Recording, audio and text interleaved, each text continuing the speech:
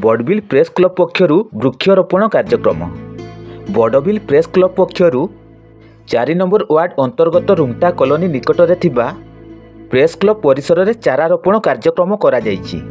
बड़बिल पौराध्यक्ष लक्ष्मण महातो मुख्य अतिथि भाव जोगदेई कार्यक्रम शुभारंभ करथिले।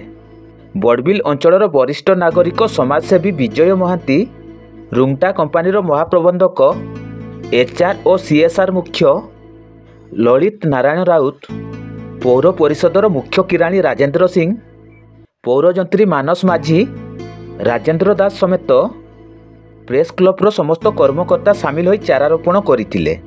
प्रेस क्लब्र सभापति सुबोध दास को अध्यक्षतार आयोजित कार्यक्रम रे क्लब्र उपदेष्टा बलराम महांती, देवप्रिय राणा, उपसभापति मकरध्वज बाग, संपादक मधुसूदन साहू, सह संपादक अंशुमान प्रधान, वरिष्ठ सदस्य देवकांत दास, चित्तरंजन कर, अशोक महातो प्रमुख कार्यक्रम परिचालना करथिले।